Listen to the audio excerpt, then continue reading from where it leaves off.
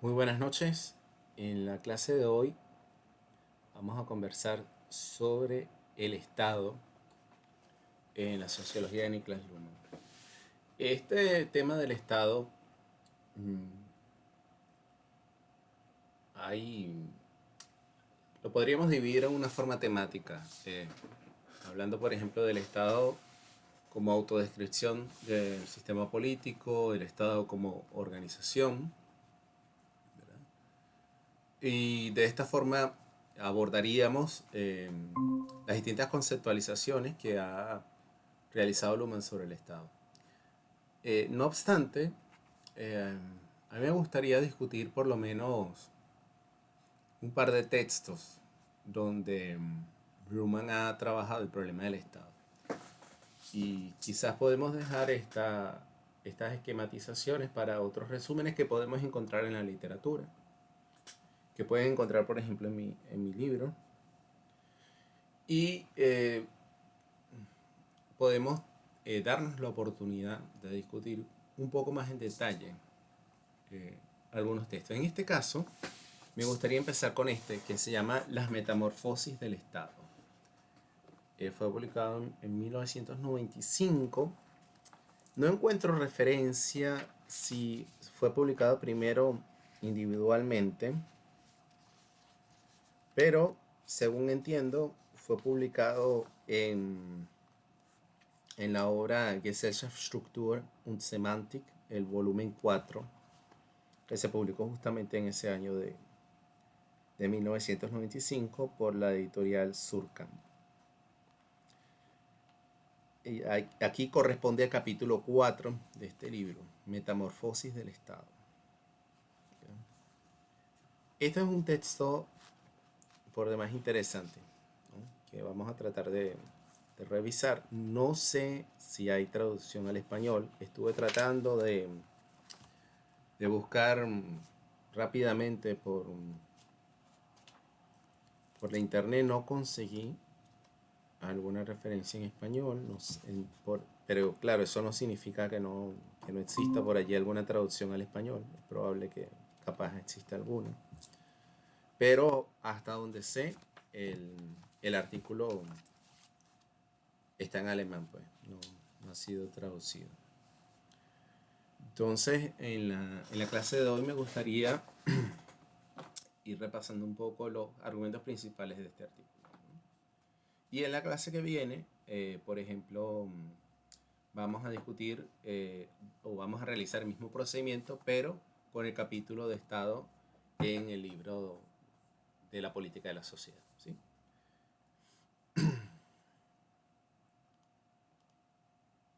Bueno, pasemos entonces a las diapositivas.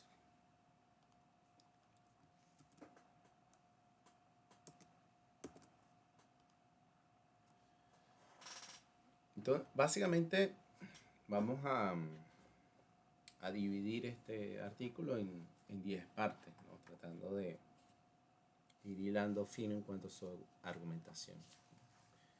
Una de las preguntas con las que comienza Luhmann su trabajo sobre las metamorfosis del Estado es la pregunta de cuál es el futuro del Estado. Recordemos que en la década de los 90 existía en la literatura de sociología, de ciencias políticas, estaba en boga el tema de la crisis del Estado, del futuro del Estado. En la teoría de las relaciones internacionales, pues también nos preguntábamos por la posibilidad de un Estado mundial, ¿no? Las ideas de, por ejemplo, Alexander Wendt. Eh, También, bueno, en la ciencia política latinoamericana ha sido tradicional el tema de la gobernabilidad. También, este, el problema, pues, de los estados fallidos, ¿no? De la crisis del Estado, sobre todo frente a la globalización, ¿no? Creo que este era, vamos a decirlo así, el ánimo en los 90 era cuestionarse sobre el problema de la globalización y la medida en que ésta amenazaba la soberanía del Estado, ¿no? El concepto de soberanía también era uno de esos conceptos que se discutía, que se cuestionaba cómo cambiaba el concepto de soberanía ante esta nueva realidad, ¿no?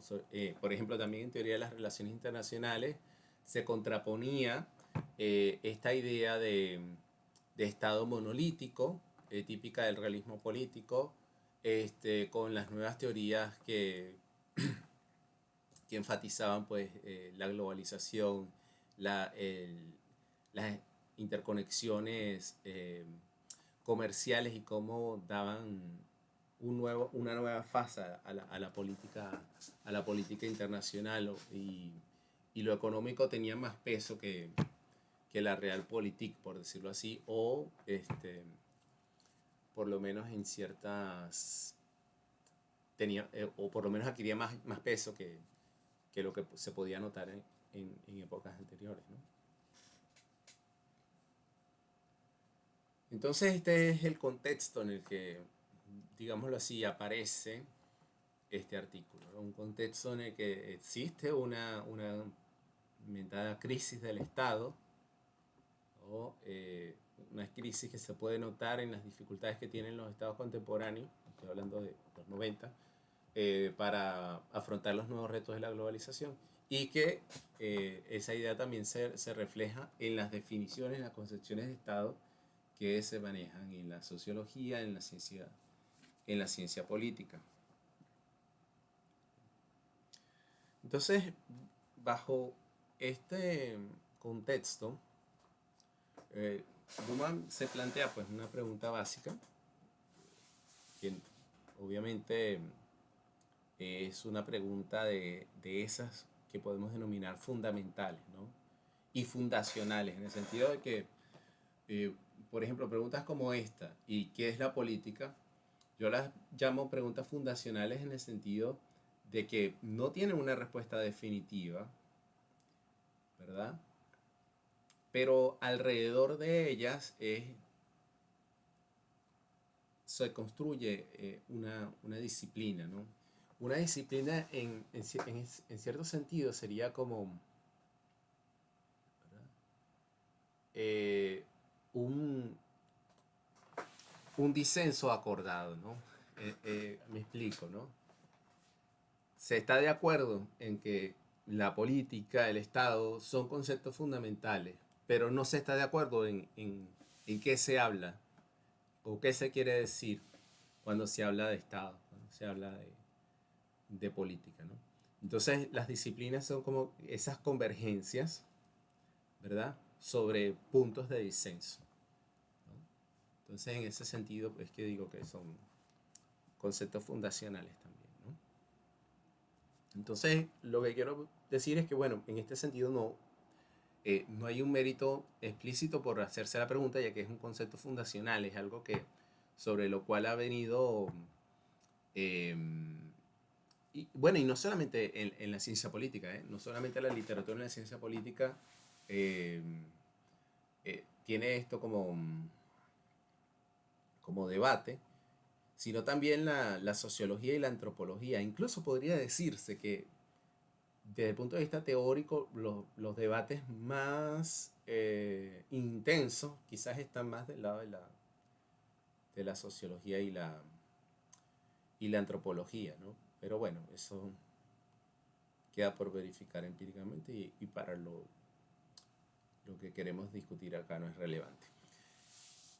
Lo cierto es que Luhmann parte del hecho de que si nos abocamos a una revisión histórica de las distintas formas políticas, de la historia intelectual del Estado, ¿verdad? Nos damos cuenta primero de cosas que ya hemos mencionado en clases pasadas.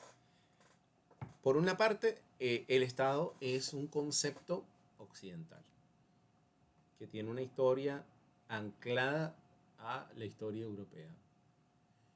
Entonces, desde un punto de vista estrictamente semántico, es muy difícil desligarlo de esta historia, ¿no?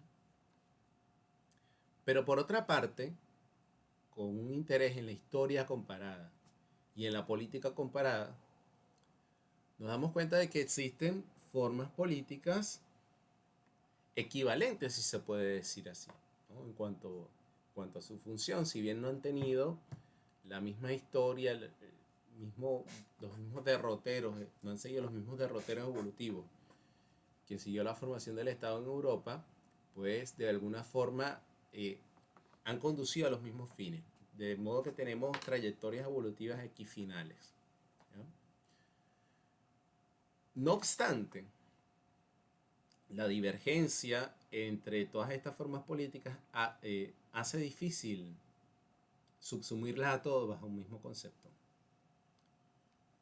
Y mucho más si este concepto es el concepto de Estado, ¿no? De modo que es una de esas paradojas del concepto de Estado que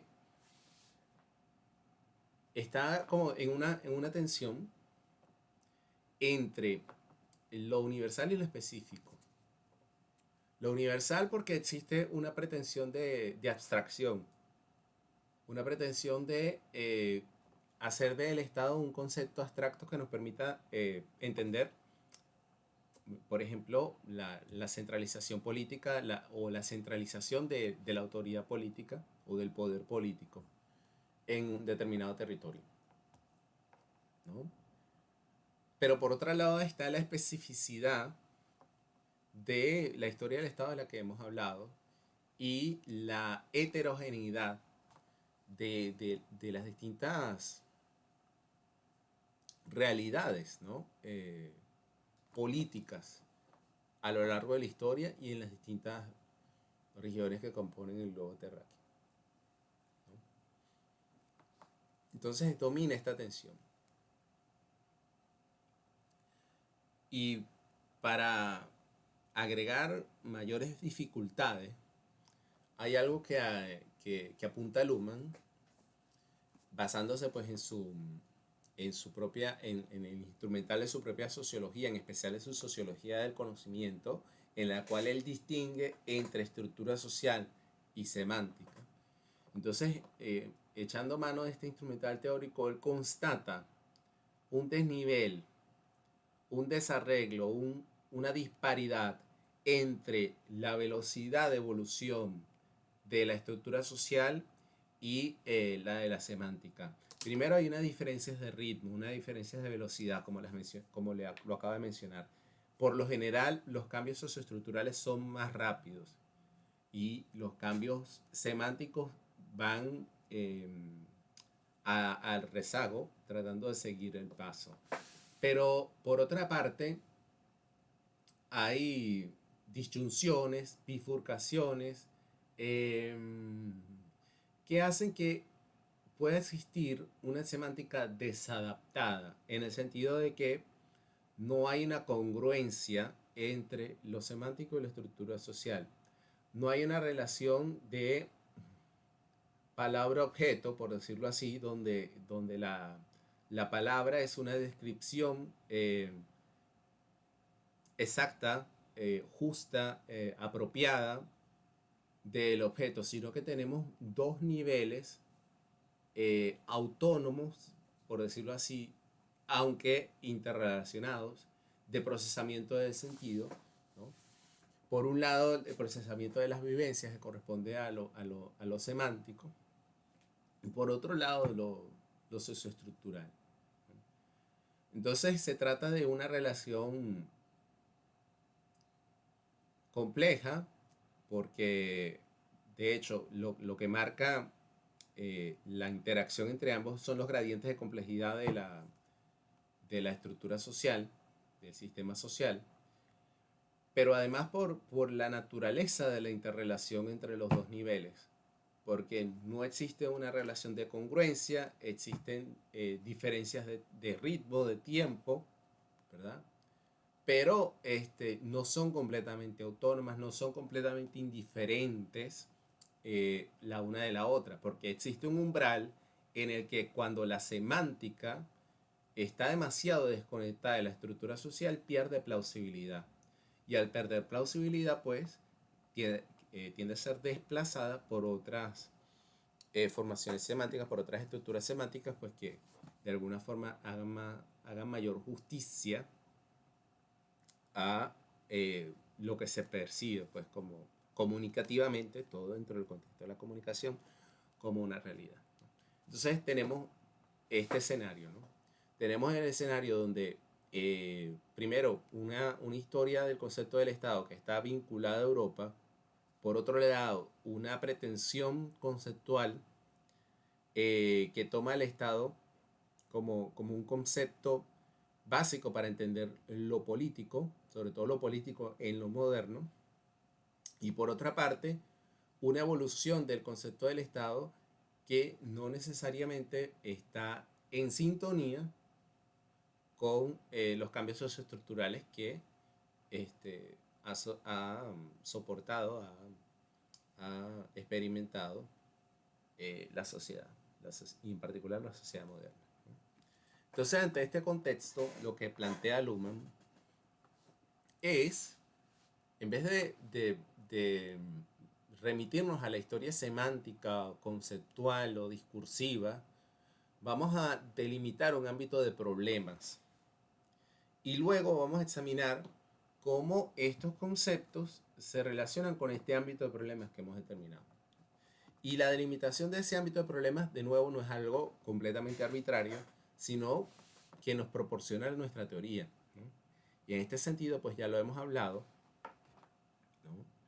Hemos hablado del método funcional, ¿no? Y hemos hablado el problema de la emergencia del poder como medio de comunicación simbólicamente generalizado, ¿no? Ese deslinde de un ámbito de problemas muy específico en una relación entre una constelación de atribuciones, ¿verdad? De modo que con este background, Luhmann dice que el punto de partida, ¿verdad? La función como problema de referencia, es el de la toma de decisiones vinculantes colectivas, ¿no? Es decir, si nos preguntamos cuál es el problema que resuelve la estatalidad, ¿verdad? O la política estatalmente organizada, es el de la toma de decisiones vinculantes colectivas, ¿no? Recordemos que en el funcionalismo lumaniano, una función es un ámbito de problemas. Y empleando la metodología de los equivalentes funcionales, existen distintas estructuras, distintas formaciones, distintos sistemas o mecanismos, porque por ejemplo, estas relaciones medio-forma no son sistemas propiamente dichos, pero dan lugar a respuestas a problemas comunicativos en la evolución sociocultural. Entonces también, en este caso, eh, pueden observarse, pueden considerarse como soluciones a un problema funcional determinado, ¿no? Un problema determinado, un problema de referencia determinado. Entonces, este es el problema de referencia, el de la toma de decisiones vinculantes colectivas. Ahora bien,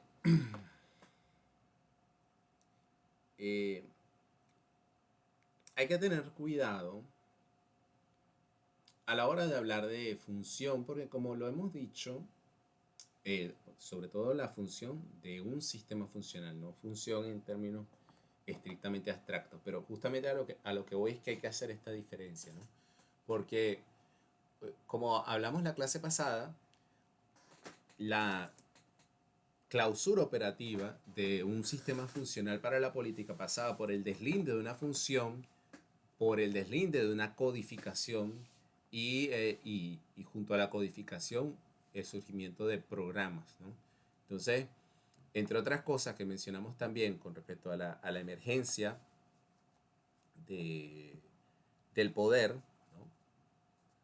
eh, eh, la codificación, los programas y este, la delimitación de una función, ¿no? Son factores muy relevantes para la clausura operativa de un sistema funcional para la política, ¿ya? Ahora bien, que exista un sistema funcional para la política en la sociedad moderna, no quiere decir, perdón, que el problema de la toma de decisiones vinculantes colectivas no haya existido con anterioridad, ¿no? Lo que quiere decir es que en la sociedad moderna el sistema funcional para la política es el que tiene el derecho exclusivo, por decirlo así, de atender a la satisfacción de esta función. Entonces, la otra cara de la moneda es que si vemos hacia la historia, lo que nos vamos a encontrar es que la función de la toma de decisiones vinculantes colectivas ha podido ser satisfecha de distintas maneras, de distintos mecanismos, de distintos sistemas, y bueno, esto es lo que hay que ver, ¿no? Cómo se ha resuelto este problema, pues, históricamente, ¿no? Ahora, podemos decir que donde quiera o cualquier estructura social, cualquier sistema que de alguna forma resuelva este problema es un Estado. ¿Qué creen ustedes?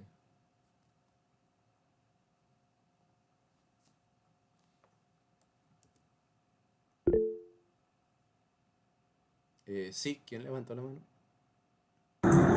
Buenas noches, yo, doctor Noel.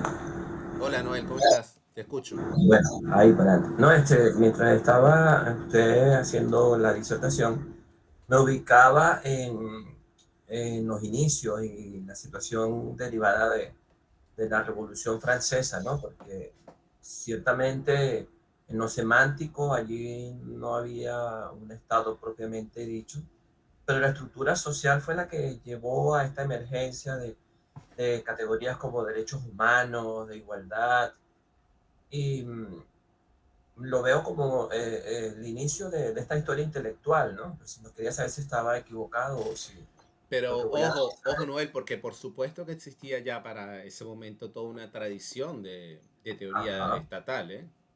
exacto, sí, Claro, sí, claro que sí, ¿no? sí, pero aún no le Ajá. podemos llamar Estado moderno, no le podemos llamar Estado de justicia, Más que es bien lo que eh, iba después. era un Estado moderno, porque, ojo, por lo menos lo que manejamos en la literatura de teoría política corrientemente, ¿no? Cuando hablamos de Estado absoluto, hablamos de un Estado moderno, ¿ya? Lo que vemos en los albores de la Revolución Francesa es la emergencia de una nueva forma estatal que sería ya el Estado constitucional, ¿ya? Pero, pero un Estado moderno propiamente dicho, insisto, desde el Estado absoluto o del Estado territorial, ya lo tenemos. La diferenciación con lo que eran las monarquías, estas situaciones previas. Y sí, por supuesto que digámoslo así, la forma de gobierno primaria de este Estado absoluto era monárquica, sí, sobre todo de la manera como se dio en Europa, pero también, ojo, que, y con esto ya nos estamos adentrando pues en las profundidades de la historia intelectual, este, también estaba presente el concepto de república como la idea de, primero, de gobierno mixto, y por otra parte también como la idea de un gobierno justo, ¿no? De un gobierno regido por la ley. Eh, y bueno, lo que quiero apuntar con esto es que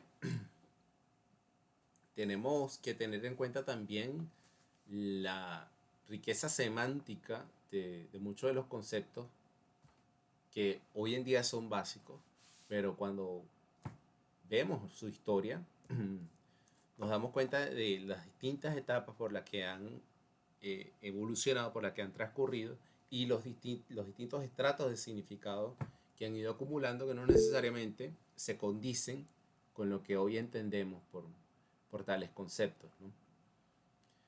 Entonces puede resultar extraño juntar república con monarquía, pero en cierto sentido podía entenderse por ejemplo, si leemos la República de Bodino, ¿verdad? este libro se genera en un contexto monárquico y no estaba Bodino en contra de la monarquía, pero Bodino está pensando más bien en una forma de Estado más que en una forma de gobierno. Pero bueno, esto, no, insisto, nos lleva a asumirnos en los detalles. Lo que yo quiero plantear acá es si ustedes consideran que cualquier forma social que de alguna manera se aboque a la satisfacción de este ámbito de problemas, que es la toma de decisiones vinculantes colectivas, se le puede llamar Estado, si eso sería lícito en cierta forma. ¿Quién levantó la mano? Sí, doctor, disculpe. Sí. Yo levanté la mano, pues quería que me repitiera la pregunta, pero ya usted lo acaba de hacer. Uh-huh. Cualquier forma social que pueda tomar decisiones no puede ser denominada como Estado. Muy bien. Pues el Estado es quien tiene, según los mismos conceptos que manejamos, la posibilidad de ejercer la coacción y la coerción de una manera lícita. Uh-huh. No así cualquier grupo. En un ejemplo, tiene a las tribus. Las tribus son una forma de organización social donde toman decisiones de manera colectiva. Sí. Pero no puede decir que la tribu propiamente tal conforma un Estado. En un ejemplo muy llano, ¿no? Muy bien. Claro, eso es un punto importante, ¿no? Independientemente del concepto que tengamos de Estado, si ponemos digámoslo de esta manera, una suerte de concepto mínimo de Estado, ¿verdad? Claro, hay unos límites a lo que podemos denominar Estado. De modo que no es del todo lícito hablar de un Estado cuando quiera que, por los medios que sean, se satisfaga esta decisión. No obstante, hay casos que te ponen a pensar, porque, por ejemplo, tú tomaste un caso muy extremo, ¿verdad? Pero si yo te pregunto, por ejemplo, el Imperio Romano era un Estado. Bueno, no existía propiamente tal o formalmente el concepto de Estado, Sí, pero pero no estamos hablando de funcionaba. ese nivel, ¿eh? Ojo, Ok, porque allí obviamente, sí, si vamos si nos remitimos a la emergencia del concepto, obvio, ¿verdad? De hecho, lo ok. que nos estamos planteando es, ¿verdad? Ahora, pero O el problema, funcionaba como Estado. claro, no, Sí, sí, exacto, sí, allí va otra pregunta. sí, exacto, lo que nos estamos planteando es, oye, incluso antes de la emergencia del concepto del Estado, existía un ámbito de problemas que, digamos así, distintas estructuras sociales se dedicaron a resolverlo, pero también hubo soluciones en la historia sociocultural que, bueno, pueden asemejarse mucho, pudieron haberse asemejado mucho a lo que hoy denominamos Estado. Y por eso te pongo ejemplos más difíciles, como por ejemplo el Imperio Claro, Romano o las ciudades-estado helénicas, ¿no? Entonces, bueno, sí. porque si se dan cuenta, efectivamente, no solamente cumplían con la función, sino que se parecen mucho a lo que hoy entendemos por Estado, porque había ejército, ¿verdad? Había un territorio claramente delimitado, ¿verdad? Había un ordenamiento jurídico, ¿no es cierto? Sí. Entonces, bueno, ¿dónde ponemos el límite, no? A eso es a lo que lo quería llevar. Noel, por favor. Y se me ocurre también el siguiente ejemplo, ¿no? No voy a colocar situaciones particulares, sino una estructura que se ha manejado en diversos países y que incluso también tiene su origen en la misma Revolución Francesa. Lo relativo a la semántica de Estado y cómo la estructura social llevó a la formación de las famosas comunas. Ese pudiera ser uno de los avances. Eh, Tenemos, por ejemplo, en Ah, Chile sí, la existencia de las ciudades comunales, etcétera, para la atención precisamente de la funcionabilidad del Estado. sí, bueno, es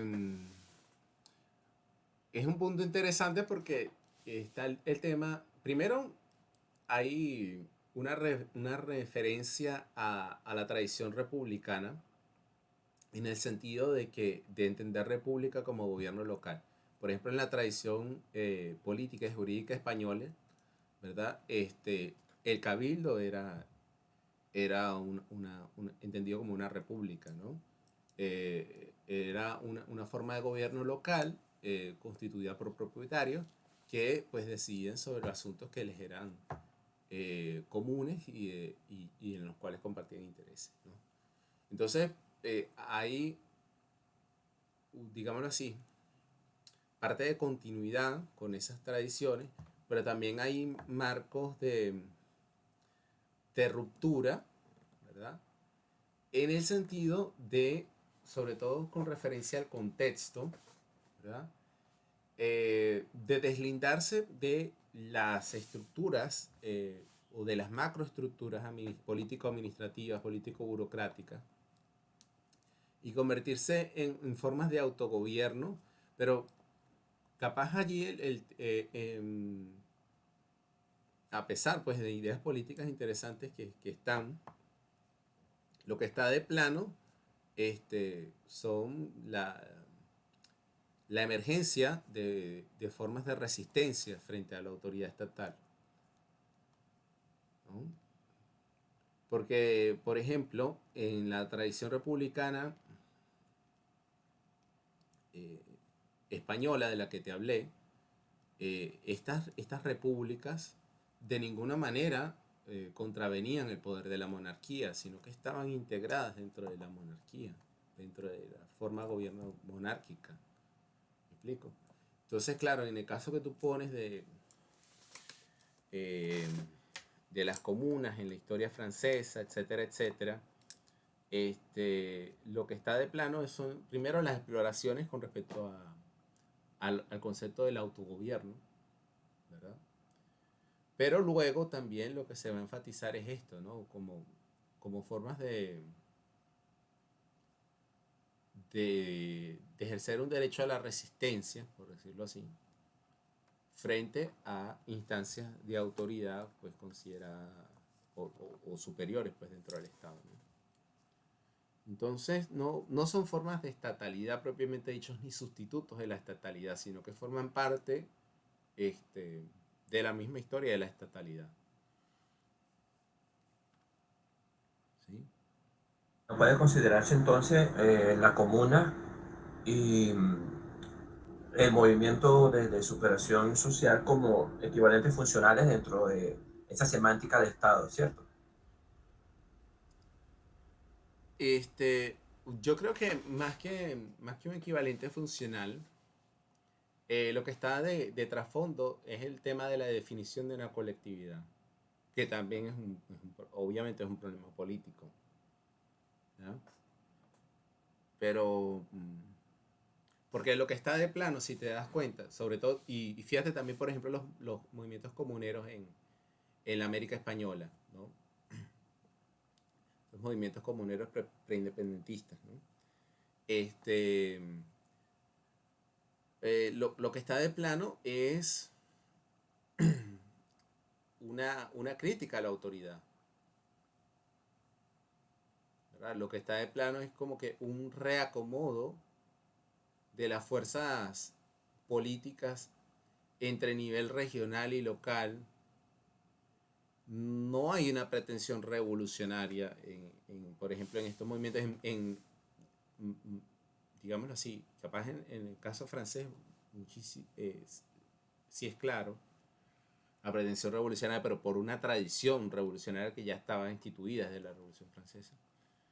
Caso diferente en el caso de los comuneros, pero por ejemplo, como lo veo yo, lo que está de plano primero es la definición de lo que es un colectivo, una identidad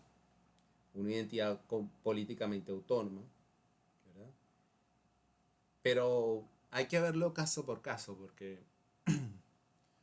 si por ejemplo de nuevo pensamos en el movimiento de los comuneros, había un componente reivindicativo muy importante, no había una intención revolucionaria. Era, digámoslo así, surgió por los agravios impuestos por los intendentes españoles que intentaban sacar el máximo jugo a productos muy lucrativos, como por ejemplo el tabaco, ¿no? Entonces, bueno, era una respuesta del campesinado, de las personas que trabajaban el tabaco, pues ante esta presión impositiva y política de, del imperio español, ¿no? Hay que verlo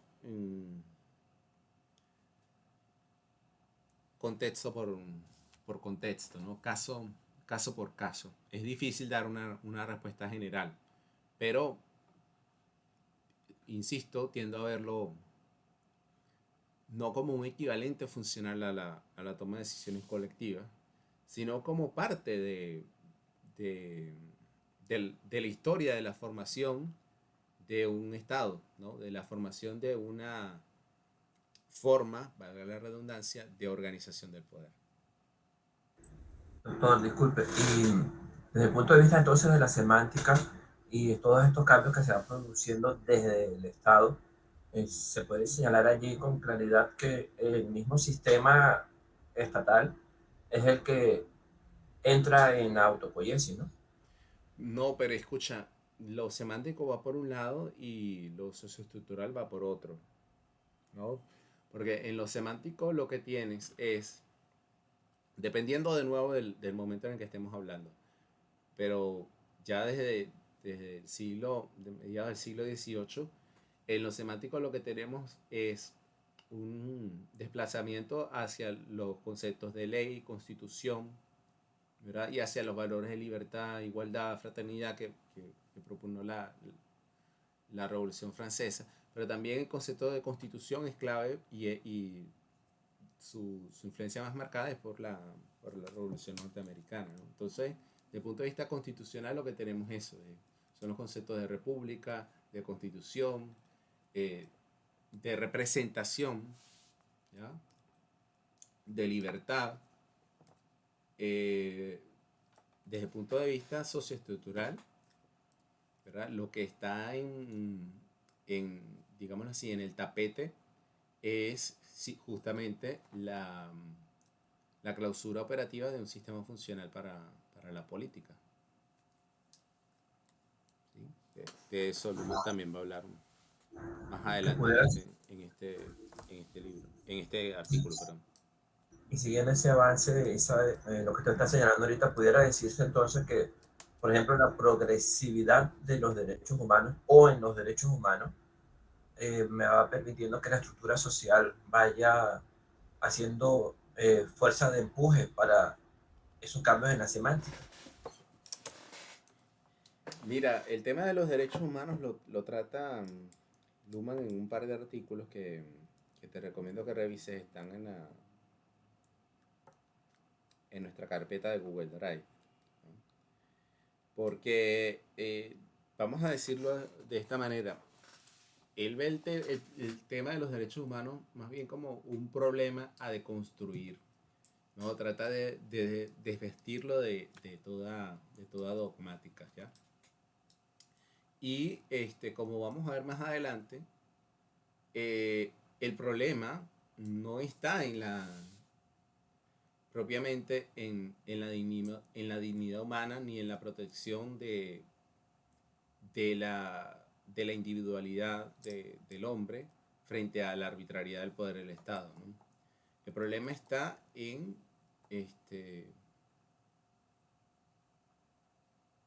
cómo el propio sistema político engendra sus propias realidades, cómo el sistema político resuelve sus propias paradojas, ¿no? Que, bueno, sobre esto vamos a profundizar a continuación, ¿no? Entonces por allí van los tiros, sin darte completamente la respuesta, pero vamos a llegar ya a ese punto con más, digámoslo así, con mayor seguridad conceptual dentro de poco. Bien, entonces, volviendo al punto que habíamos dejado, o que habíamos sometido a la discusión, ¿verdad? En efecto, habíamos dicho que existen formas, organizaciones, perdón, pueden existir formas de organización del poder que se asemejen mucho a lo que consideramos como un Estado, ¿no? Pero entonces el punto, ¿verdad?, es refinar nuestro bagaje conceptual, ¿no? Y diferenciar cuál es el caso en cada contexto. Porque, por ejemplo, podemos tener una estructura social jerárquica, ¿verdad?, que se sirva de la complejidad de esta jerarquía para apuntalar sobre ella cierto orden, imponer ciertas normas y de esta forma cumplir esta función para determinada formación social, ¿verdad? Puede darse también el hecho de que está, digamos así, partiendo de un orden social dado, ¿verdad?, la preeminencia de una casta o de un grupo social, pues dé lugar a lo que denominamos una monarquía, ¿no? Entonces, acá tenemos distintas alternativas, ¿no? Una monarquía hereditaria, una monarquía establecida por derecho divino. Entonces, la cosa se pone interesante porque, si bien no hay Estado moderno, ¿verdad?, sí hay una historia de las formas políticas, ¿verdad? Y lo que habría que poner sobre el tapete es, bueno, ¿cómo podemos estudiarlas, ¿no? Con la certeza de que estamos hablando de un mismo problema, ¿no? Entonces ya el mismo hecho de acotar el problema a partir de una función como el de toma de decisiones vinculantes colectivas, ¿verdad?, es un punto de guía, si no suficiente, pues que te ayuda bastante, que te ayuda a refinar las distinciones, que te ayuda a hilar más fino, que te ayuda a marcar diferencias, ¿verdad?, y que te ayuda a entender esa historia evolutiva, ¿verdad?, que te ayuda a entender los casos más complejos en los cuales podemos hablar de, básicamente, de una estatalidad, aunque no existe el concepto, como los casos que le puse, por ejemplo, el Imperio Romano, ¿verdad? Me pueden decir, bueno, pero era un imperio, ¿verdad?, como se definía o como lo definió la historiografía, ¿verdad?, o basándonos en la forma en que se conceptualizaba a sí mismo esa forma política, ¿no?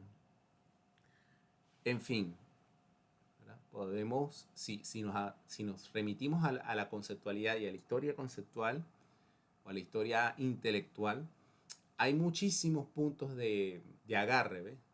Hay muchísima variación, muchísima inestabilidad. En cambio, si definimos un eje como un problema de referencia, tenemos un punto de orientación frente a todas estas variaciones semánticas y excedente de posibilidades que nos brinda, pues, el estudio de la historia, porque incluso cuando nosotros indagamos con mayor profundidad en determinado periodo, nos damos cuenta de que las situaciones o los contextos son mucho más complejos de lo que podemos ver a grandes rasgos revisando, pues, la literatura general, ¿no? Entonces, puede ser tan complejo como querramos ir. Pero fíjense algo.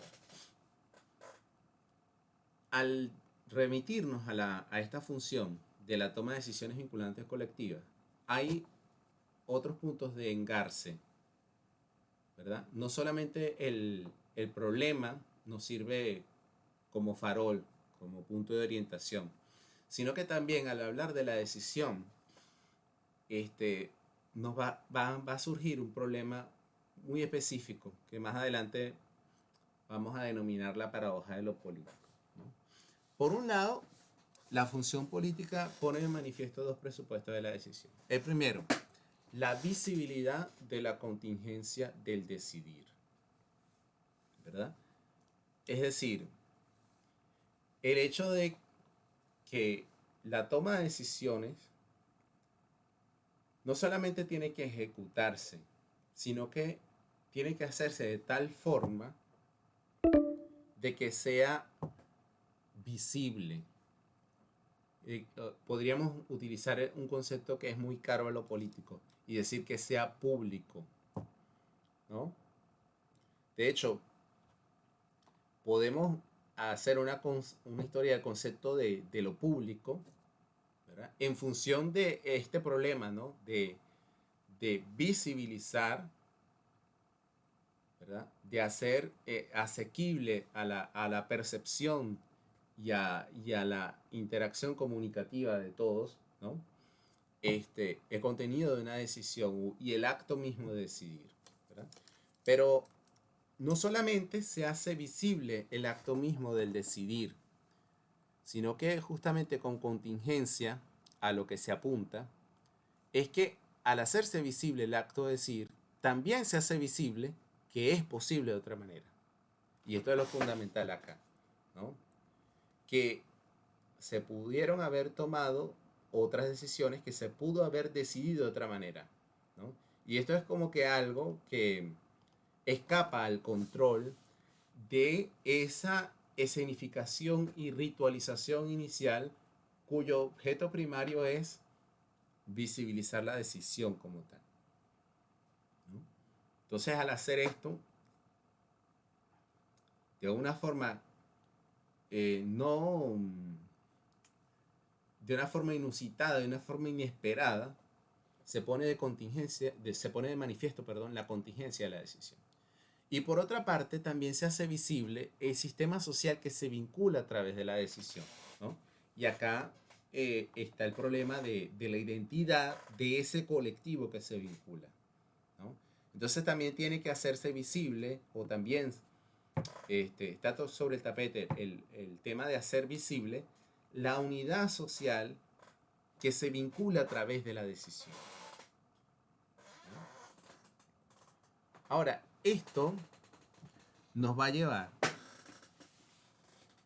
a un problema fundamental, que es el problema de la contradicción entre información y acto de comunicar, ¿ya?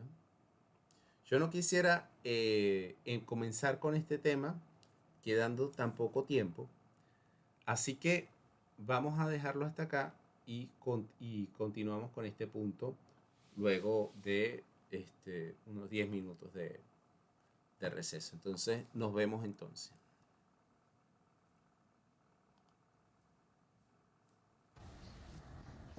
Gracias, profesor. Como sabemos, la comunicación, tal como es entendida por Niklas Luhmann, es una síntesis de tres selecciones: información, acto de notificar y comprensión, donde la comprensión juega el papel de pivote entre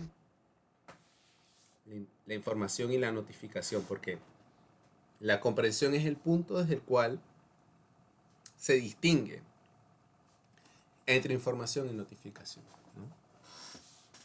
Entonces, desde el punto de vista de la comprensión, ¿verdad?, es donde se percibe, desde donde se distingue, valga la redundancia, esta diferencia entre información y acto de comunicar, y una posible contradicción performativa entre lo que la selección de notificación o la selección de comunicativa y la selección de información. Este problema tiene referencias muy ricas en la filosofía del lenguaje y en la literatura semiológica. Por ejemplo, en la obra de Paul de Man y en cuanto a la literatura de filosofía del lenguaje, sobre todo en su vertiente anglosajona, tenemos la obra de John Langshaw Austin, Cómo hacer cosas con palabras. No recuerdo si capaz en Gadamer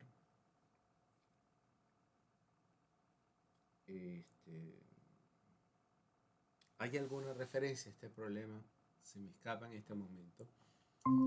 Y también por supuesto la podemos ver en la psiquiatría, ¿no? En la obra de Gregory Bateson con Georg Ruch o Jürgen Ruch, ¿no? Recordemos la teoría del doble vínculo de Gregory Bateson, que ya la mencionamos. Si lo recuerdan, el desencadenante era una contradicción, ¿no? Porque con respecto al doble vínculo, a Bateson le interesaba el problema de estas patologías mentales, ¿no? Y su tesis era que lo que desencadenaba este tipo de patología era la contradicción, ¿no? Una contradicción que él describió como este doble vínculo, ¿no? De modo que, fíjense, lo interesante es que tenemos el mismo problema descubierto y redescubierto en distintos sectores de las ciencias sociales, ¿no? En distintos ámbitos de las ciencias sociales. Entonces, básicamente de lo que se trata, ¿verdad? Si, por ejemplo, lo ponemos en términos lingüísticos, ¿verdad? Es la contradicción entre el acto constatativo y el acto denotativo. El acto o el acto performativo, perdón, y el acto constatativo, ¿no? O el acto lingüístico como tal. Entonces, básicamente nos referimos al hecho de que lo que decimos es contradicho por lo que hacemos al decir, ¿no? Y esto no necesariamente como una diferencia perceptual entre lo que estoy diciendo y lo que estoy haciendo físicamente, no, sino dentro del mismo lenguaje, una contradicción entre dos distintos niveles del lenguaje, ¿verdad? El nivel perlocucionario, este concepto es de John Langshaw Austin, y el nivel ilocucionario, ¿no? ¿Alguno de ustedes está familiarizado con la filosofía del lenguaje?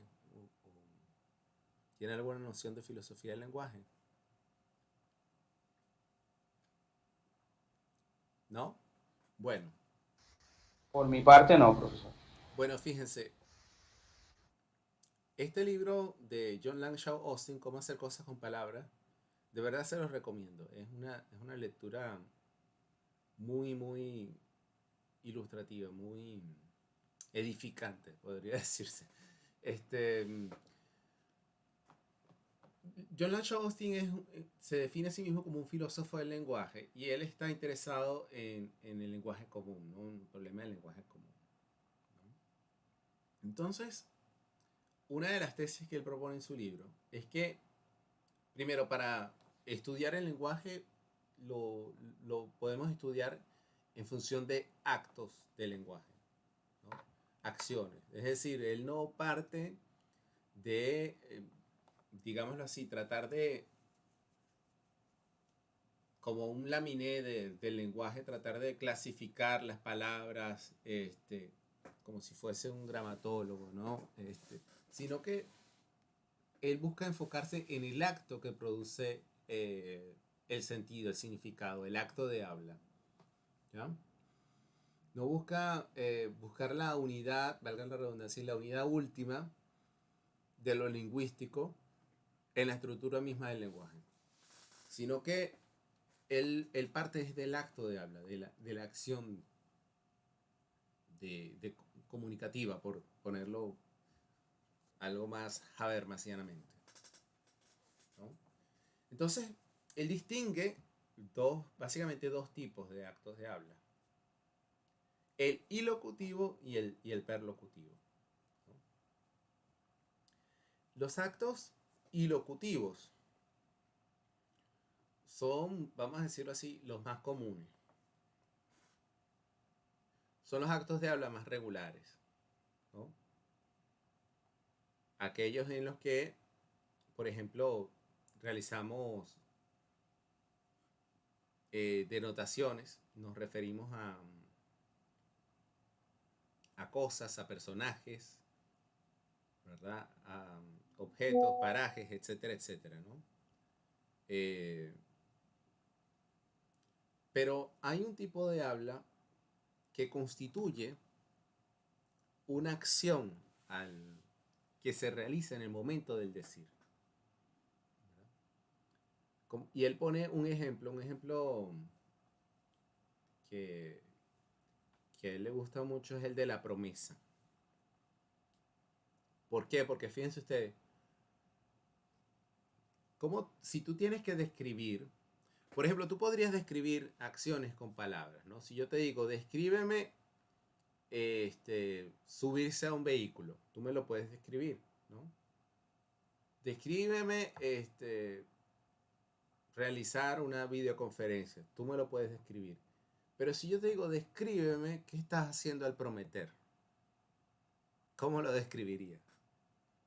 Y no puedes, porque es algo que estás haciendo, es un acto que se consuma, ¿verdad? Con el habla misma, ¿no? Tú estás prometiendo en el momento en el que dices que prometes algo, ¿no? Otro caso que él pone, por ejemplo, es el yo acepto en el contexto de una boda, ¿no? Es ese yo acepto el que le da el efecto vinculante a la unión entre los cónyuges. Entonces es un acto que consuma una realidad social. ¿Me estoy explicando? Entonces, el problema que estamos tratando de abordar acá es aquellas situaciones en las que el acto ilocutivo es contradicho por el acto perlocutivo o viceversa, ¿no? El punto es que existe una divergencia entre ambos, ¿no? Para Luhmann, él lo plantea en función de su concepto de comunicación, ¿no?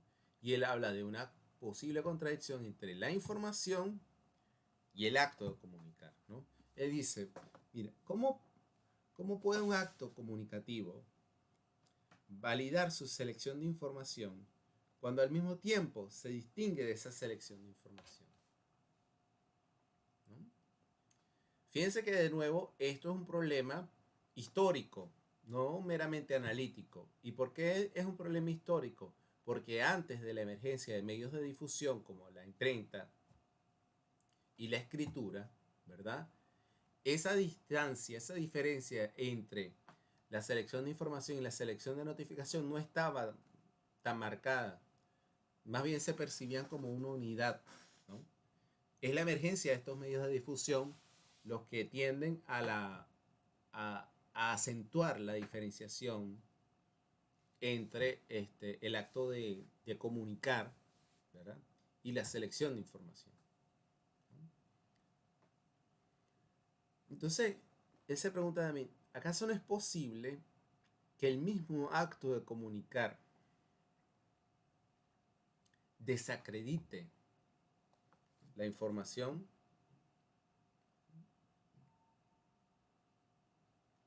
creo que en determinado momento también les puse el ejemplo de este dicho muy corriente en nuestra cultura, no aclares que oscurece, ¿no? Este dicho, no aclares que oscurece, ¿qué es lo que pone de manifiesto en realidad? Bueno, justamente esto, ¿no? Eh, la, el acto de justificarse te compromete, ¿no? Entonces, fíjate, el acto de comunicar, ¿verdad? Realizado con la intención de salvar tu culpa, ¿verdad? Termina comprometiéndote. Por ende, contradice la intención de la comunicación. ¿Ven? Entonces, claro, este es un ejemplo que se puede llevar a otras dimensiones, ¿no? ¿Cómo se produce esta contradicción entre información y acto comunicado? Ahora, ¿cómo podemos ver esto en el ámbito político? Entonces acá lo que les adelantaba yo, de lo que vamos a denominar la paradoja de lo político. Luhmann dice, en la página 106 de este artículo que estamos comentando en la clase de hoy, que es las metamorfosis del Estado, dice que cada decisión vinculante colectiva reproduce el siguiente problema. Como comunicación, informa sobre el derecho a decidir, enfatizando que tal derecho es incuestionable, pero por otra parte, lo hace bajo la forma de una decisión atribuible, achacable. Se marca a sí misma de una manera que, como sea que esto se oculte, remite a otras posibilidades, ¿no? O dicho de otra forma, de una forma un poco más, o mejor dicho, muchísimo más sintética, la paradoja es la inclusión de lo excluido, ¿no? Es decir, cuando nos ponemos, o mejor dicho, cuando el ámbito de comunicación de lo político, ¿verdad? Ensalza la decisión, la instancia de toma de decisiones y su carácter vinculante, ¿verdad? Excluye a través de los símbolos, a través del acto comunicativo mismo de la decisión. Excluye a otros decisores y a otras decisiones, ¿verdad? Pero al hacer esto mismo, ¿verdad? Está incluyendo aquello que precisamente quiere excluir. Y esto queda incluido como una latencia, ¿no? No es algo manifiesto, sino como una latencia, porque la contingencia está en ese lado desmarcado. Recuerden lo que hablábamos de Spencer Brown, el lado marcado y el lado desmarcado, ¿no? Y la latencia queda en ese lado desmarcado de la selección. Por eso queda como potencialidad, como, como contingencia. Pero lo interesante es que justamente la selección pone de manifiesto esa contingencia en la simultaneidad.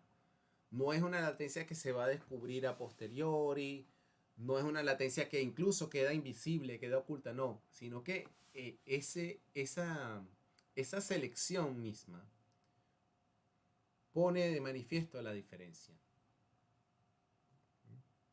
Pone de manifiesto la diferencia. Entonces, lo que Luhmann va a plantear de ahora en más, ¿verdad? Es que si queremos estudiar la evolución del Estado, lo que tenemos que hacer es lo siguiente. Tenemos que ver de qué modo, históricamente, se han diseñado semánticas o formas de encubrir esta paradoja, ¿no? Y qué condiciones socioestructurales, qué cambios socioestructurales la han puesto de nuevo de relieve. ¿Ven? Entonces, en lo que sigue, Luhmann va a tratar de hacer brevemente esta descripción de la historia del Estado. Ahora bien, si lo tomamos en términos muchísimo más generales, lo que nos está proponiendo acá Luhmann también es una forma de, o una metodología, podríamos decirlo así también, ¿verdad?, de hacer una historia intelectual de lo político. Una historia que, fíjense, a diferencia de las distintas escuelas, ¿verdad? Primero, desde las más clásicas, remitiéndonos al marxismo, ¿no? La relación entre la ideología como falsa conciencia y los modos de producción, ¿verdad? O luego, enfatizando el valor de las ideas con respecto o mejor dicho, la forma en que las ideas inciden en la conducta de las personas, etcétera, etcétera, o como se ha venido haciendo desde los 70 con el influjo de la escuela de Cambridge, Quentin Skinner, John Pocock, o en Alemania también con la historia conceptual de Reinhard Koselleck, es decir, darle un peso a lo lingüístico, ¿no? En contraposición con todas estas escuelas de la historia intelectual, lo que Luhmann nos propone acá es, por un lado, partir de la diferencia entre la semántica y la estructura social y de sus conexiones y desconexiones, que esto ya lo expliqué, ¿verdad? Y en una de esas aristas, explorar cómo estos problemas de referencia que hemos descrito ya, ¿verdad?, nos llevan a una paradoja. Siempre hay una paradoja allí oculta, ¿ya? Entonces, cómo las distintas formas semánticas han logrado ocultar esas paradojas. ¿En qué momento los cambios socioestructurales han vuelto a poner esa paradoja de relieve? ¿Y qué nuevo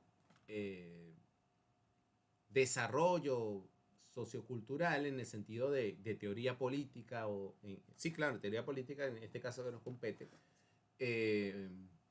logró volver a poner esa paradoja a resguardo, ¿no? Logró ocultarla de nuevo.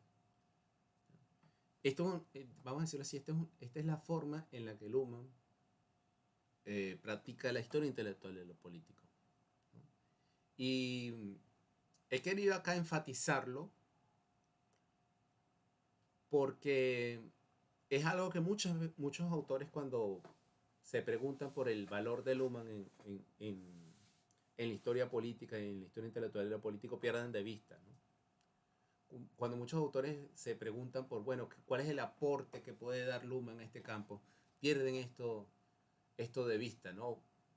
Les parece que esta diferencia, pues, este tema de semántica, estructuras sociales, como que muy inasible, ¿no? Pero este punto que he estado enfatizando acá, ya vamos a ver cómo te arroja perspectivas interesantes, ¿no?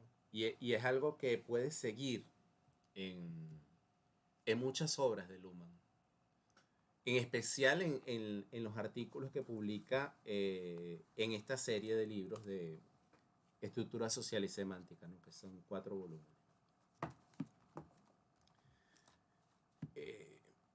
Es como, sí, para cerrar, ¿no?, es como una característica metodológica de la sociología del conocimiento luhmanniana cuando aborda no solamente temas políticos, ¿no?, sino en general, una característica de la sociología del conocimiento luhmanniano, un punto característico de ella. Pero bueno, antes de seguir, quisiera preguntarles si quedó claro esto de la paradoja de lo político, o capaz necesite hilar un poco más fino al respecto. Sí, por mi parte está claro, profesor. Gracias. Bueno, buenísimo. Entonces, acá viene pues lo que les adelantaba ya, ¿no?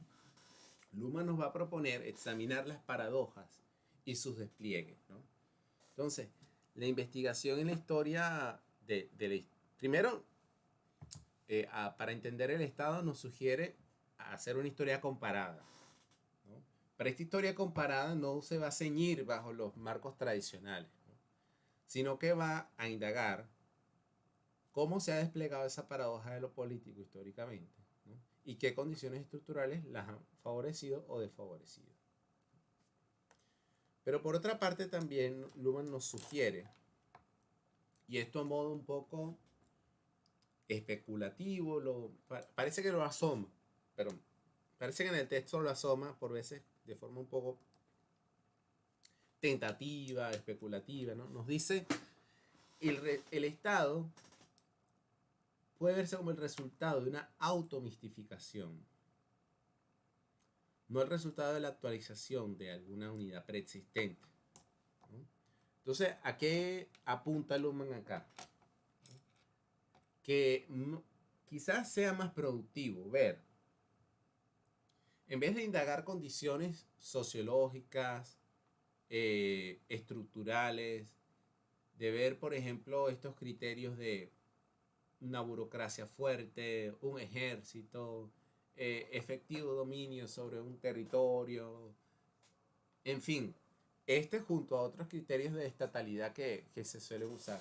Uno acá está pensando que tras el problema de la estatalidad, ¿verdad?, se esconde es un tema de automistificación, ¿verdad? Él dice, el Estado se repite constantemente a sí mismo, el Estado soy yo, ¿no? Entonces, es como que a partir de esta profecía autocumplida, ¿verdad?, que luego van, digámoslo de esta manera, van acumulándose, van agregándose los esfuerzos como que para cumplir esta realidad, para de alguna manera satisfacer estas pretensiones o simbolizar la satisfacción de estas pretensiones, ¿no? Entonces, en este sentido, es como que, al menos como nos presenta Luhmann, el concepto es como un estado, perdón, el concepto de estado es como un concepto inflacionario, ¿no? Se trata de una inflación de las expectativas, se trata de ¿cómo ponerlo? ¿Cómo decirlo? ¿Cómo describirlo? De un concepto que, sí, de un concepto de expectativas, dicho coselequianamente, ¿no? Pues son conceptos que tienen poco contenido empírico, ¿verdad? Y tienen más de expectativa, tienen más de proyección, tienen más de futuro que de presente y pasado.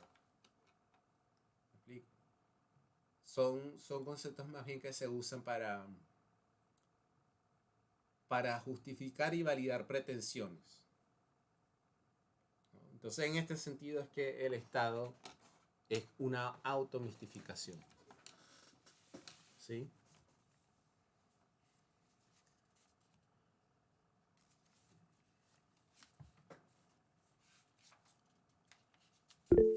Sí, Profesor, buenas noches. buenas noches. Esto tendrá que está planteando ahora mismo alguna relación con lo que plantea en el texto de poder de la evitación, la evitación como él lo llama, ¿no?, de tanto de Alter como de Ego, ¿no? En el sentido, lo referiría en este estado a que el Estado se automistifica cuanto más poderoso se haga visible y no tenga que usar efectivamente la coerción y los mecanismos de los cuales, digamos, presume para garantizar su autoridad. Sin duda hay una relación, sí. Hay una relación.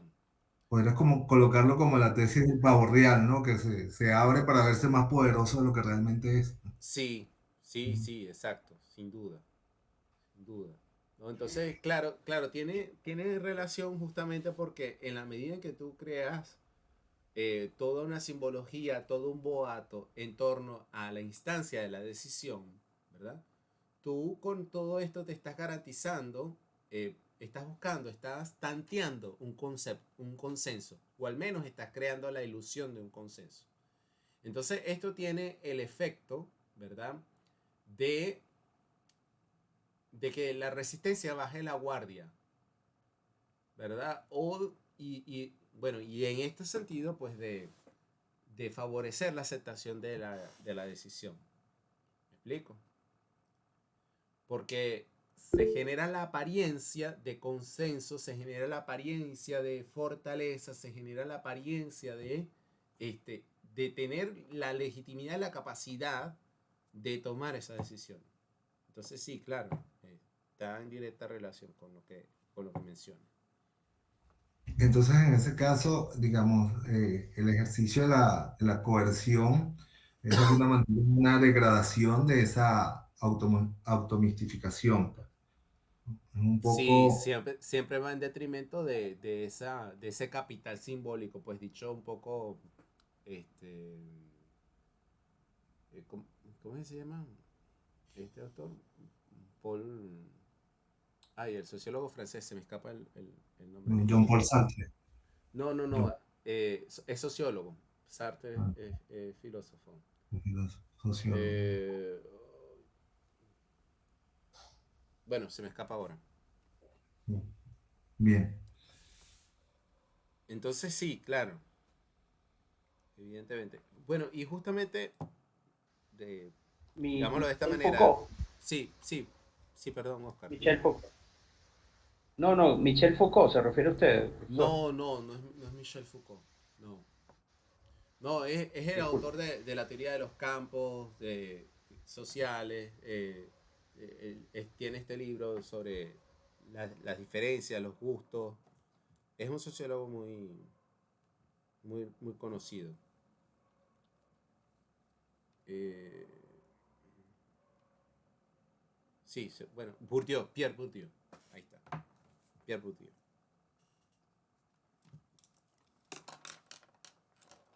Bueno, justamente para cerrar esto, Luhmann dice, ¿no? Eh, Fíjense, el tono es un poco de, como les decía, de exploración, tentativo. Dice, pero quizás el Estado no es el resultado de la autoactualización de una unidad preexistente, sino el resultado de una automistificación que es necesaria, de modo que se pueda generar un vínculo entre comunicación y comunicación, acontecimiento y acontecimiento, un vínculo de continuidad.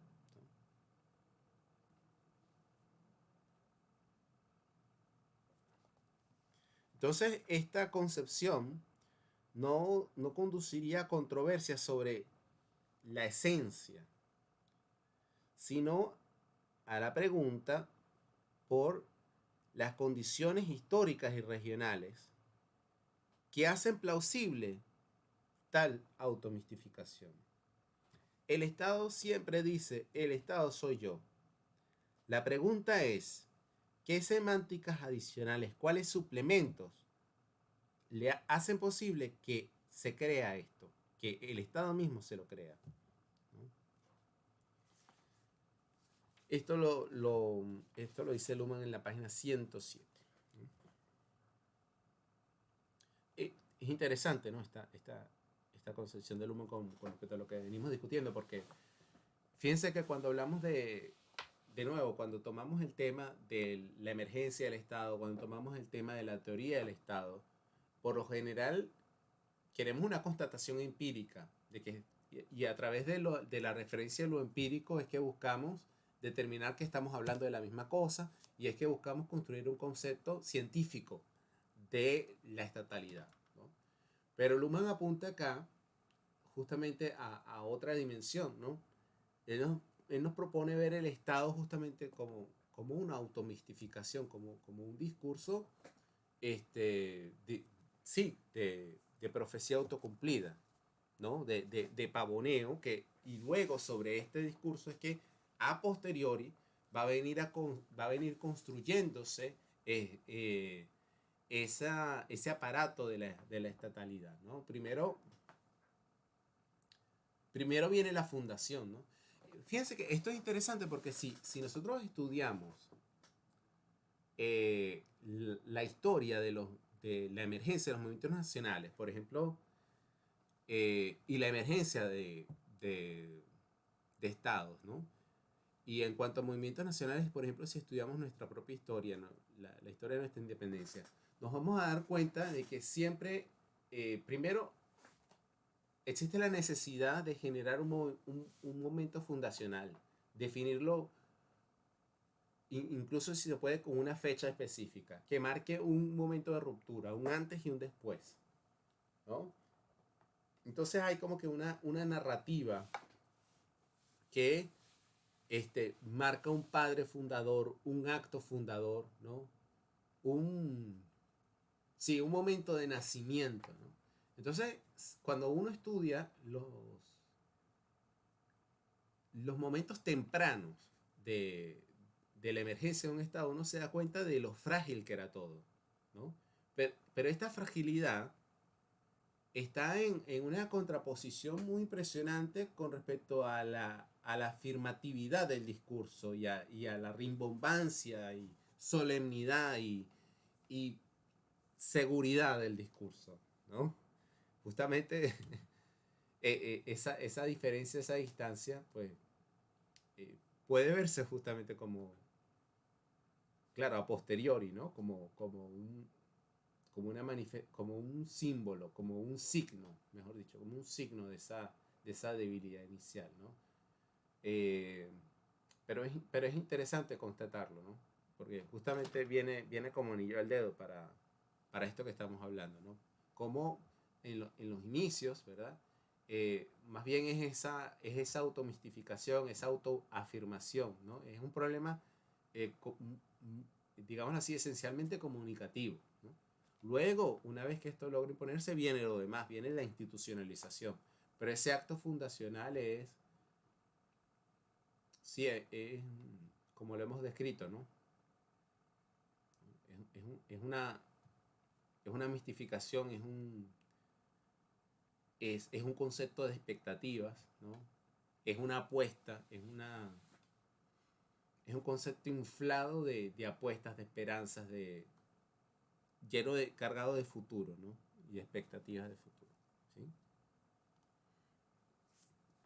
Bien, entonces les decía que Luhmann hace esta breve descripción histórica tratando de ver pues en qué momento se hacen presentes estas paradojas y qué cambios, o mejor dicho, qué semánticas las cubren y qué cambios socioestructurales, perdón,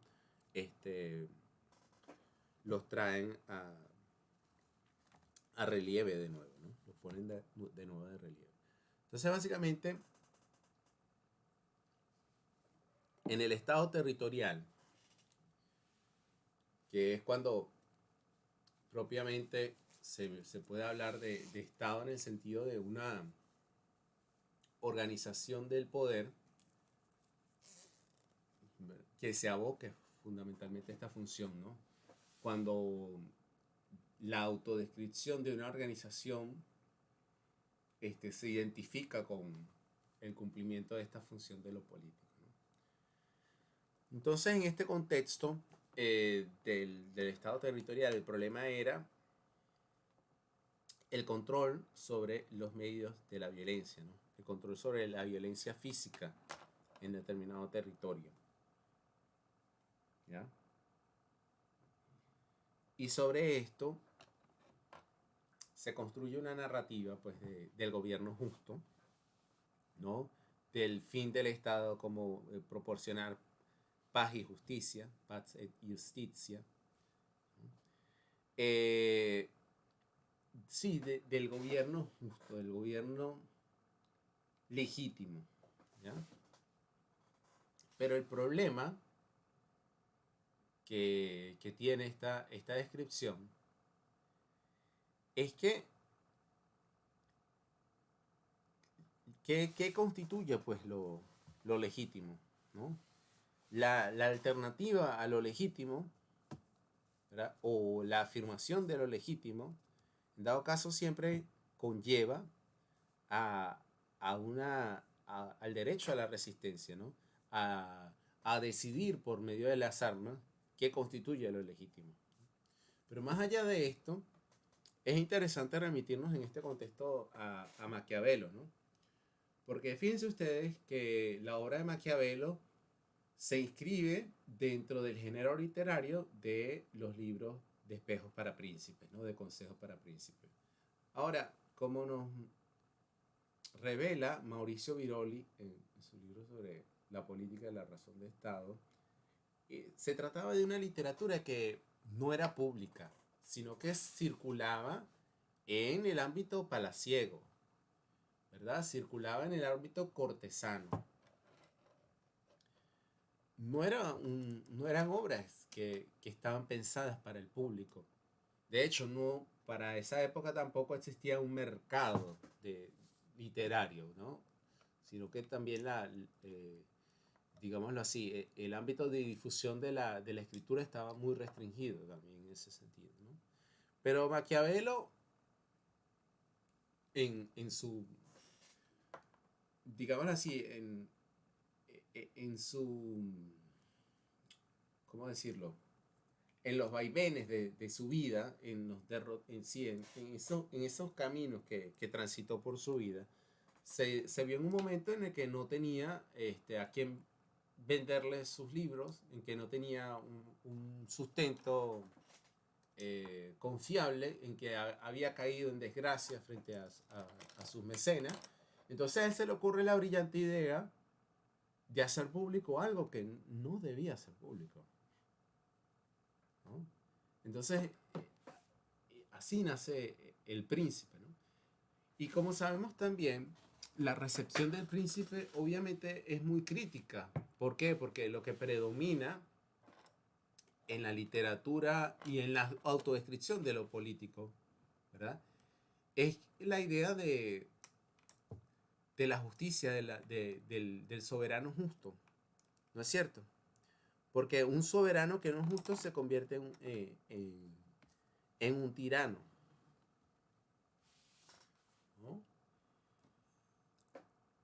Y además la idea de un soberano cristiano. Entonces también estaba la idea de la cristiandad junto con la idea de la justicia, junto con esta idea del buen gobierno, ¿no? Incluso y esto yéndonos más al norte, pero en la propia península italiana también estaba la idea del buen gobierno, ¿no?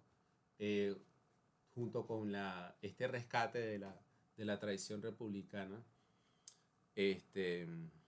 producto del Renacimiento, ¿no? Entonces lo que hace Maquiavelo al poner este tema sobre el tapete, ¿no? Digamos así, en términos muy formales, es lo que él se plantea en su obra El Príncipe, que es cómo puede un príncipe, ¿verdad? Que gobierna, que obtiene su gobierno, que no lo obtiene por herencia, que no lo obtiene por medios lícitos, por decirlo así, por medios justos, ¿cómo puede mantener su gobierno? ¿No? Entonces lo que hace Maquiavelo es poner de tapete cómo se mantiene un Estado por el poder mismo, ¿no? No es con referencia a un orden legítimo, no es con referencia a un orden divino, no es con referencia a una tradición, ¿no? Sino cómo puede mantenerse un Estado, ¿verdad? Por el poder puro, ¿ya? Ahora, él lo responde pues con el concepto de virtud, ¿no? La virtud del gobernante al final remite a una cualidad personal, ¿no? Que es la habilidad del gobernante, ¿no? Su virtud para mantener el orden político, para saber cuándo aplicar la fuerza, para saber cuándo amainar y calmar las cosas, ¿verdad? Pero el problema que pone sobre el tapete acá, pues es esa paradoja de la que estamos hablando, la paradoja de lo político, ¿no? Maquiavelo lo pone sobre el tapete. Y fíjense que la reacción, insisto, la reacción inmediata es ir a refutar a Maquiavelo. Y el caso más famoso, pues, es el anti-Maquiavelo de Federico II de Prusia, ¿no? Pero en general, no hubo que esperar a esta obra, pero en general la recepción fue, en este sentido, negativa, justamente por eso, porque atacaba lo que podemos denominar como un consenso, ¿verdad? Pero visto desde la lupa que lo estamos enfocando, Maquiavelo estaba poniendo de plano la paradoja de lo político, ¿no? Estaba poniendo de plano que no existe nada, ¿verdad? Ningún principio, ningún fundamento último que haga aceptable la decisión del gobernante. Es la propia habilidad del gobernante en mantenerse en el poder, ¿verdad? Lo que justifica el éxito o no de su gobierno, ¿no? Maquiavelo está poniendo ahí de plano la contingencia del decisor y de la decisión, ¿no? La decisión del príncipe, pues, tiene que imponerla por la fuerza. Y su misma persona necesita de habilidades para poder mantenerse en el poder frente a cualquier resistencia. Tiene que eliminar cualquier posible competencia, tiene que lograr además un control efectivo sobre su territorio, ¿no? Y por eso Maquiavelo sigue siendo tan importante, en inglés se diría telling, pero se me escapa cómo podría decirlo en español, ¿no? Es decir, que nos sigue hablando en cierta medida, por más que, bueno, tantos siglos hayan transcurrido desde que escribió su libro, ¿no? Pero no por lo que describe concretamente del príncipe, sino por el hecho, porque de alguna forma Maquiavelo logra captar la esencia de lo político. Por eso todavía lo seguimos estudiando, ¿no? Bueno, luego tenemos la emergencia, pues, del Estado constitucional, ¿no? Y acá, fíjense, el problema va a estar en la teoría de los contratos, ¿no? En la teoría del contrato social, ¿no? Y la paradoja en la teoría del contrato social se va a ver, porque en principio, pues, parece algo muy convincente, ¿no? Los hombres, ¿verdad? Son libres por naturaleza, pero ¿qué ocurre? En el estado de naturaleza, como lo pone Hobbes, es la guerra de todos contra todos, ¿no? En el estado de naturaleza, como lo ponen otros autores, ¿verdad? El hombre está a la merced de otros grupos sociales, de otros grupos organizados que pueden llegar e invadir tu ciudad, matar a tus mujeres, etcétera, etcétera, ¿no? Es decir, el estado del hombre en ausencia de una asociación política es un estado, sí, bueno, todos unidos, pero es un estado precario, ¿no? Por ende, existe la necesidad de que cada cual vincule parte de su libertad, ¿verdad? Y decidan voluntariamente subsumirse a un contrato social, ¿no? Cediendo parte de su libertad, ¿verdad? Esto es, por ejemplo, como va la teoría del contrato, en términos generales, ¿no? Pero lo que Luhmann señala acá es que, fíjense, lo interesante es que esta necesidad de entrar al contrato tiene que justificarse, ¿no? Y lo interesante además es cómo de alguna forma se genera como que una narrativa autorreferencial, ¿no?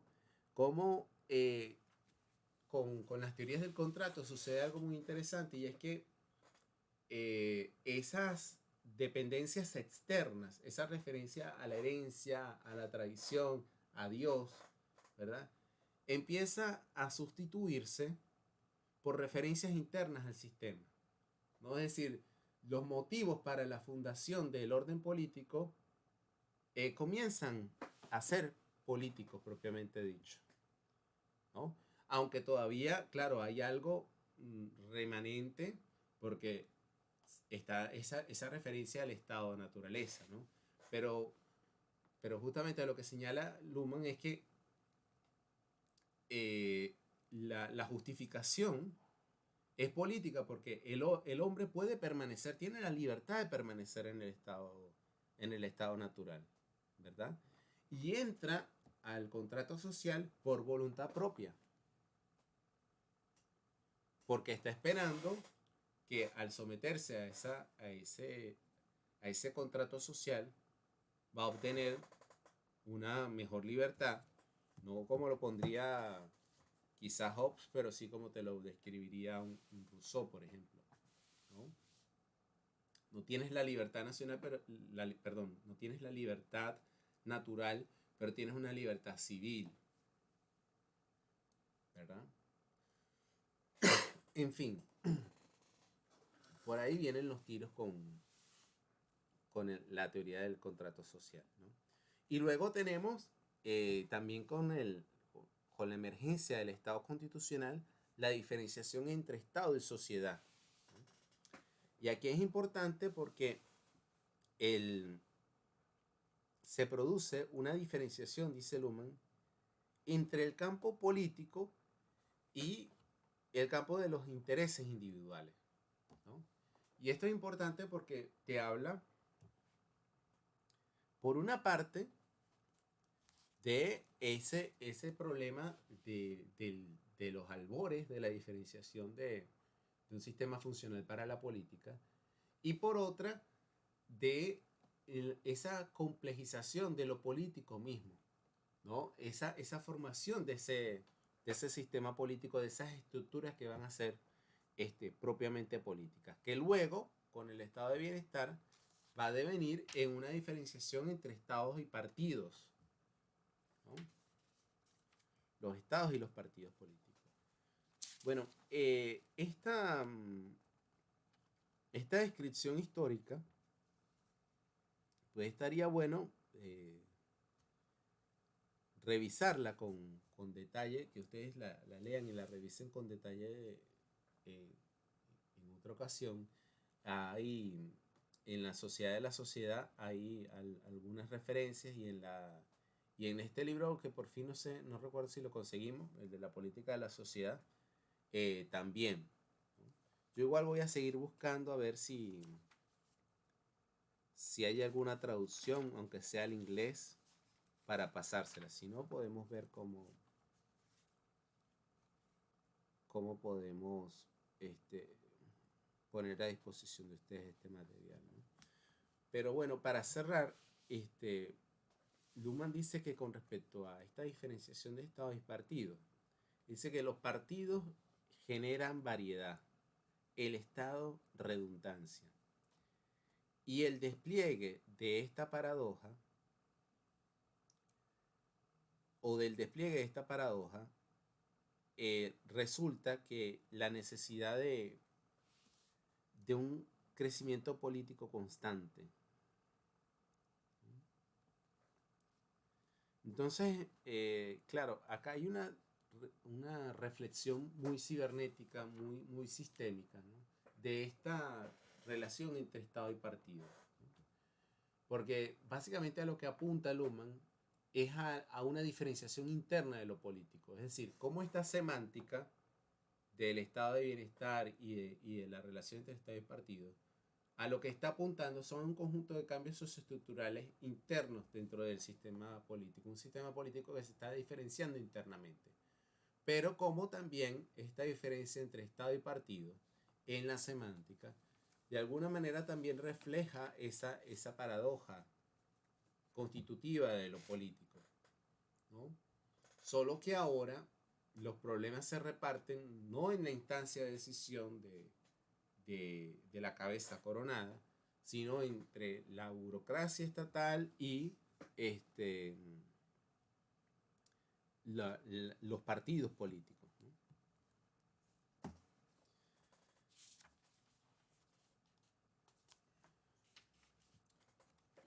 Luego Luhmann va a hablar de los riesgos de la decisión, ¿no? Porque acá, digámoslo de esta manera, vamos a entrar a discutir.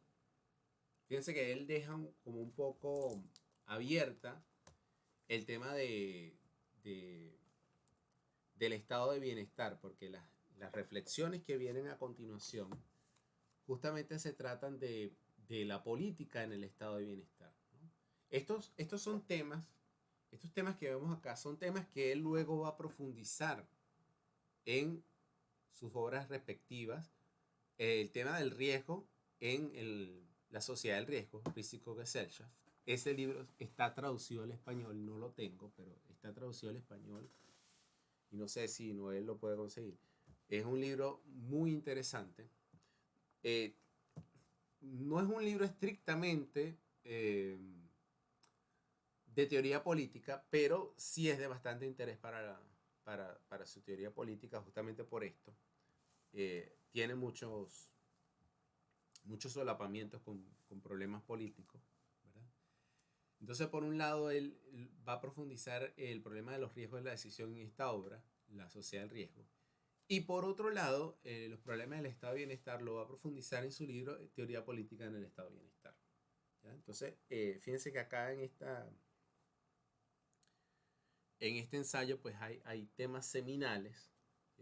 Tengo que revisar bien las fechas, ¿no?, de publicación, porque no estoy seguro si es que este trabajo es una inspiración para que él luego desarrolle estos temas, o hay referencias a estos temas que él ya ha trabajado con antelación en este ensayo. Es decir, no tengo clara la relación, si este ensayo es un preámbulo o sencillamente acá está condensando ideas que ya trabajó en otra parte. Pero bueno, los dejo sobre aviso para que ustedes mismos puedan explorar esta relación entre estos problemas, ¿no? Entonces, les decía que de acá en adelante va a enfocarse en los problemas del estado de bienestar.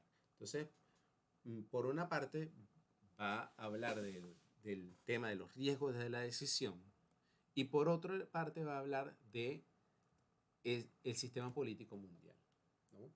Entonces acá también él va a estar abordando el problema que se planteó en principio de, bueno, ¿cómo es posible un Estado hoy en día? O mejor dicho, ¿cuál es el futuro del Estado, ¿no? Pero bueno, como se nos está acabando el tiempo y no vamos a tener ocasión en los escasos 4 o 5 minutos que nos quedan de decir algo significativo sobre este punto. Entonces vamos a dejarlo hasta acá. Si alguno de ustedes tiene alguna duda, alguna pregunta, algún comentario, alguna reflexión, pues bienvenido sea. Y si no es así, pues nos veríamos la próxima semana y continuaríamos con este tema, ¿no? Muchas gracias, profesor. Estamos al día por aquí. Gracias. Sí. Noel, ¿alguna pregunta? Elías. Todo bien, buenas noches. Bueno. No, todo bien. Profesor, una pregunta. Para la semana que viene vamos a trabajar el capítulo del Estado, ¿no? De la política de la sociedad. Sí, era la idea, pero como todavía me quedan algunos puntos de este tema, entonces la semana que viene vamos a terminarlo. Y digámoslo de esta manera, si lo logro terminar, entonces comenzamos con la política de la sociedad, o si no, lo dejamos para la semana que viene. Para la semana que viene arriba. Para la semana de arriba. Okay. Perfecto, muchas gracias, profesor. Bueno. Buenas noches. Buenas noches. Buenas noches.